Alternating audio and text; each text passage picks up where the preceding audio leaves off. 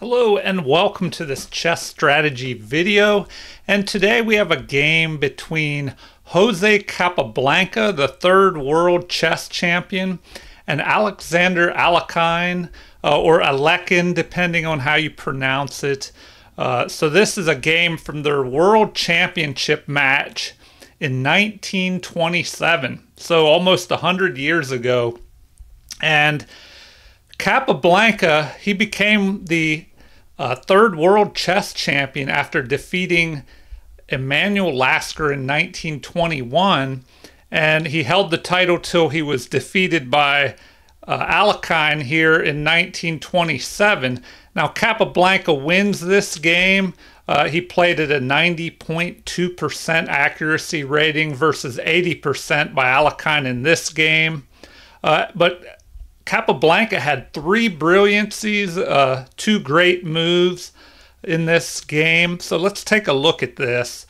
And also, Capablanca, he was undefeated for about an 8-year period from 1916 to 1924, and that included his match against Lasker, which he defeated and became the world championship after that match. And he was just a great natural player. And up to this match against Alekhine, Alekhine had never even defeated Capablanca before. So perhaps Capablanca, with his natural ability, became a little bit complacent and didn't study as hard as Alekhine, who was known to study openings. And he probably just outworked Capablanca, and that's what led to Capablanca's defeat. So let's look at this great game and see what we can learn, what strategy we can learn from Capablanca, who was an all-time great strategic player. It looks like in this game, Alekhine did have a blunder, so we'll take a look at that. All right, let's turn on the analysis. Capablanca begins with this d4 move, which strategic players tend to prefer d4. And the game continues with knight to f6, a flexible move, controlling the center, developing a piece, and kind of waiting to see what Capablanca will do. And Capablanca responds with knight to f3, also developing a piece, controlling the center, defending the d-pawn. And now an interesting choice by Alekhine here. He plays b6 to get ready to fianchetto the bishop perhaps and aim down the center towards the king side.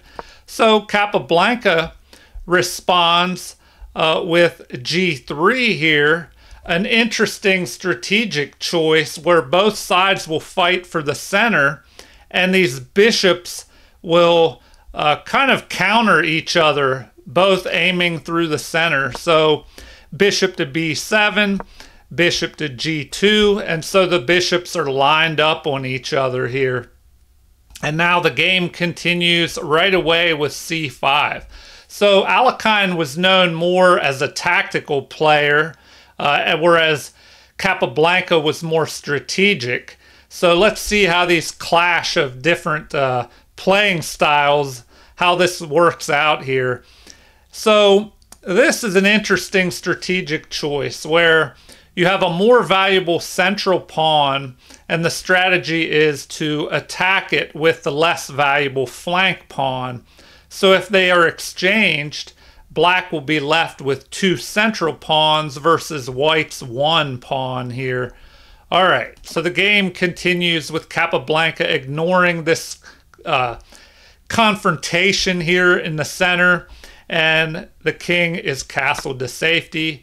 And of course, Alekhine takes that valuable central pawn with the flank pawn. Capablanca recaptures with the knight. And another piece of strategy, usually it's a better choice to attack or recapture with the least valuable piece. So there was a choice here with the queen or the knight. Now, you could have captured with the queen, but then that would lead to the knight developing and chasing that queen. So this is a better move because now if the knight develops, the queen will back this knight up. And now the bishops are attacking each other as well. So what does Alekhine do? He makes a strategic choice of trading off bishops here because of this fianchettoed kingside position here. Now, after these bishops are traded off, there are weak light squares around the king. So this could be a potential weakness that Alekhine could try and focus on later in the game. So after recapture, Alekhine continues developing in the center, and the computer says this is an inaccuracy, that e6 was preferred. So, let's see how it continues here. We have c4. So now Capablanca does the same, attacking the more valuable central pawn with this less valuable flank pawn. Although the computer prefers bishop to g5, just developing the bishop here. So now we have, instead of capturing this pawn, we have development of the e6 pawn defending, and it also allows the bishop to activate here. And that is another important strategic principle, is to get your pieces developed and active, and try and develop your pieces faster than your opponent. It's kind of a race where both sides want to get their pieces off the back rank as fast as possible, especially the minor pieces. The rooks can stay on the back rank, but you want to at least connect them where they can work in tandem. So we have queen to a4 here with check, the best move in the position, a queen block. And now Capablanca, instead of trading queens, goes for this interesting move here, moving a piece twice early in the game. And usually you don't want to do that, but this knight was unprotected here. So, once this was captured, the queen, I guess, could recapture and protect the knight, but there is a threat here of a possible fork on c7, and the queen would not be able to capture because white's queen is pinning black's queen to the king. So we have knight to c6, a great move by Alekhine, blocking this pin here, and now the queen can cover c7. So the game, and one other thing, the knight is also helping protect this a7 pawn, which is getting piled up on by these two white pieces, although there are three pieces protecting it. So an exchange of pawns here in the center, and instead of the knight recapturing and centralizing, the pawn captures, because if that knight would have recaptured, white could possibly develop the e pawn and chase the knight away. And so here, another interesting strategic setup, the isolated queen pawn. Now, what do you do in isolated queen pawn positions? Well, the one problem with the isolated pawn is that there are no other pawns beside it to protect it. So as the game goes on and more pieces are traded, it becomes harder to defend this pawn. So white would like to trade off many pieces, as many as possible, and target this weak isolated pawn in the endgame. So black strategically should avoid piece trades and instead use this isolated pawn as an attacking force, trying to press it forward and put rooks or queen on these open and half open files, on the E file and C file. So that's an advantage of an isolated queen pawn, is having these this half open E file and the open C file. And a good strategy is to blockade the isolated queen pawn with a knight. So perhaps white will position a knight here at some point and try and blockade. So let's see how this game progresses. Capablanca develops the bishop, taking control of this diagonal, and we have rook to c8, a great move by Alekhine, trying to grab this open file. So Capablanca fights for the open file, placing his own rook here on c1, and the game continues with a blunder by Alekhine here. So interesting that this is a blunder. You know, this move doesn't look too crazy, but we have a queen and a rook piling up on the knight here, perhaps. You know, that could be an issue in the future.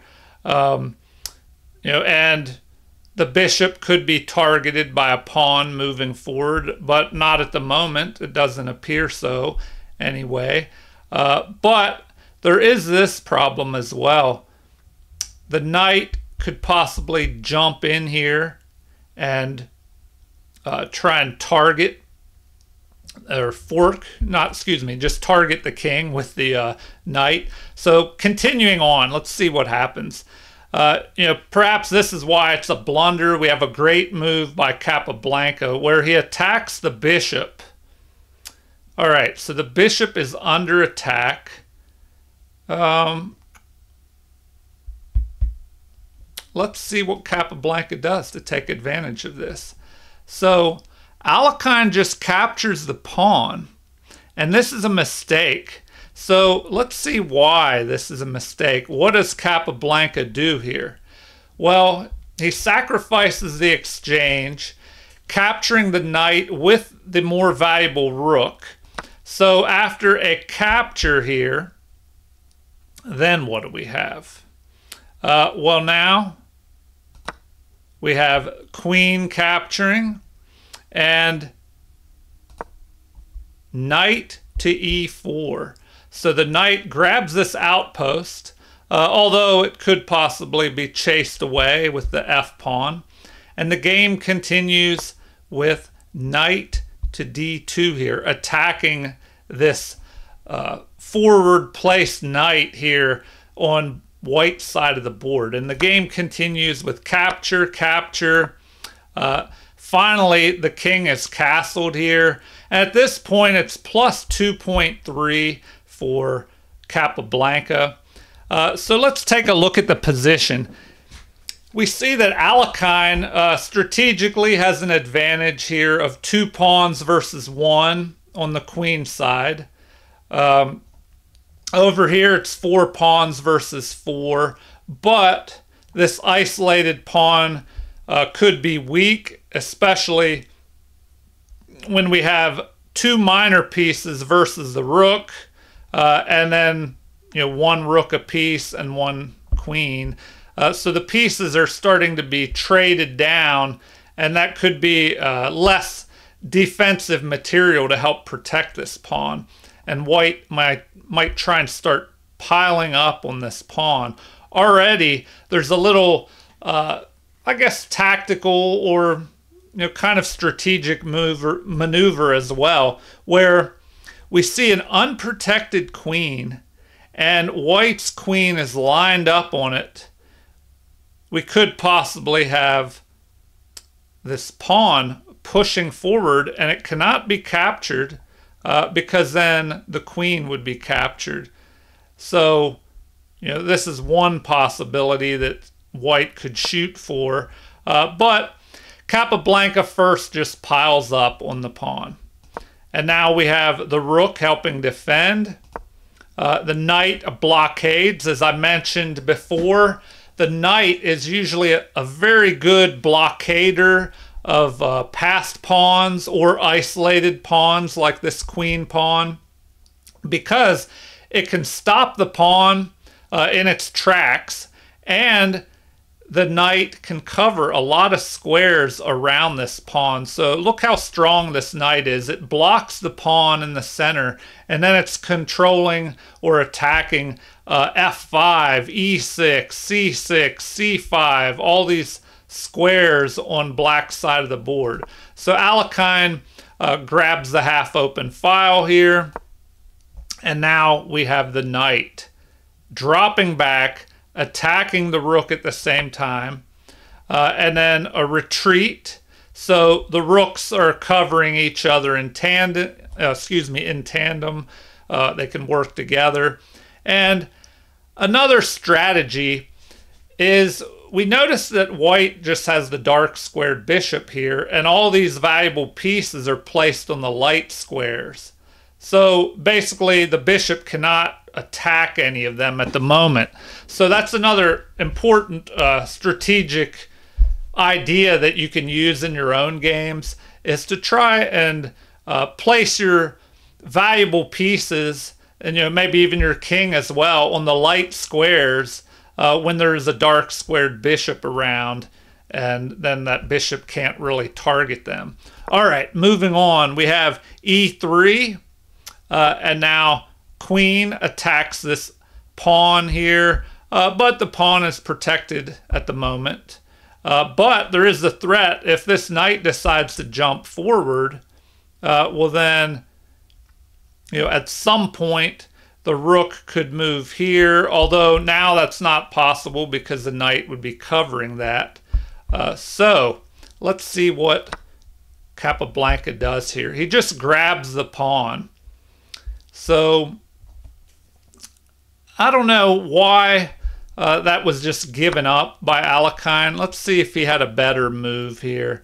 It looks like instead of queen to a4, which the computer says is still good, f6 should have been played, maybe with the threat of pushing forward and targeting the bishop, which cannot retreat until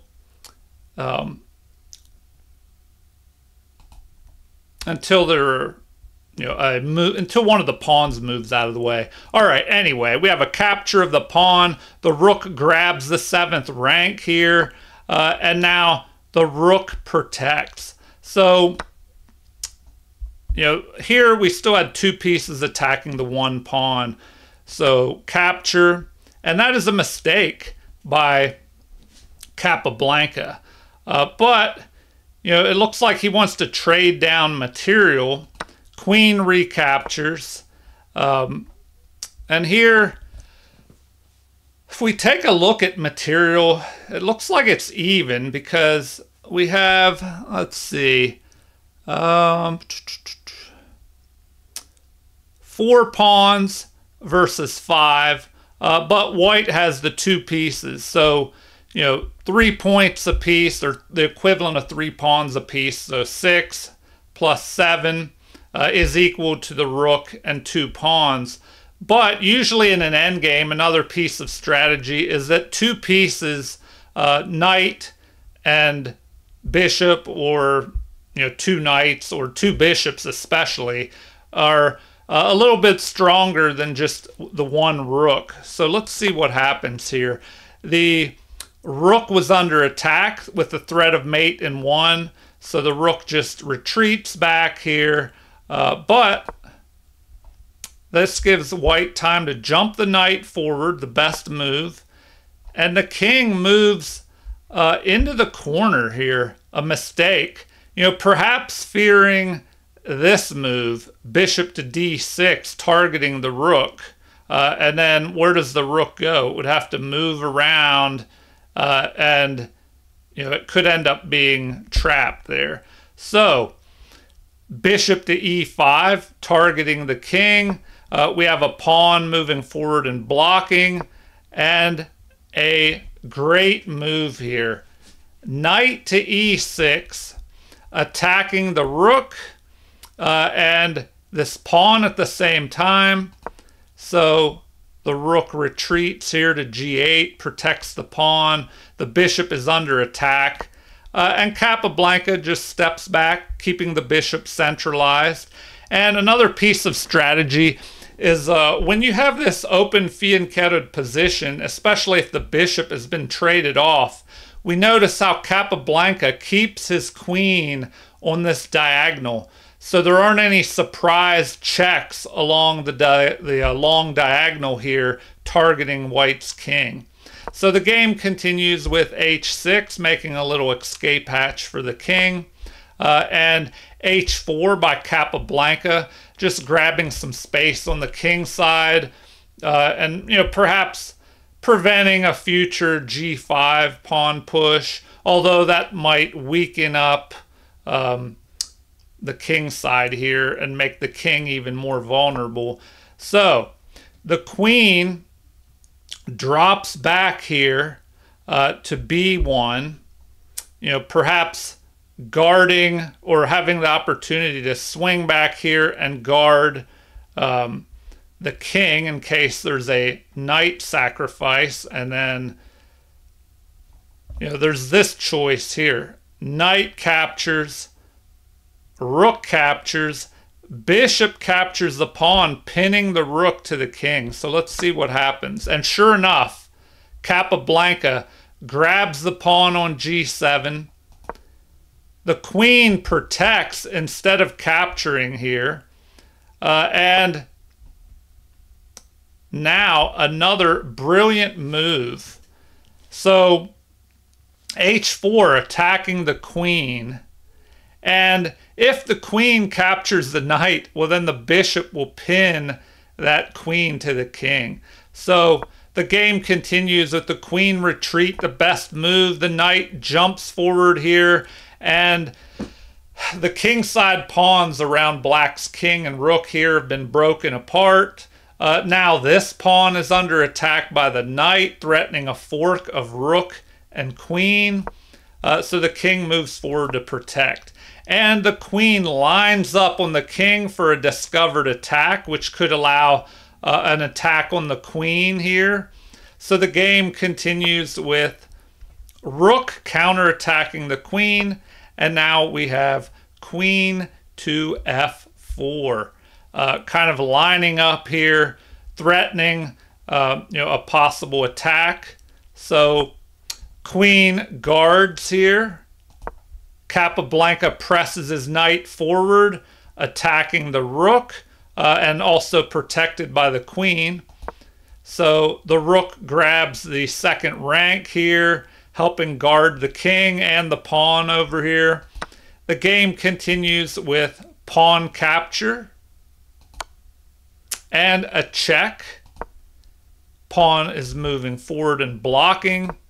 And now rook to g7.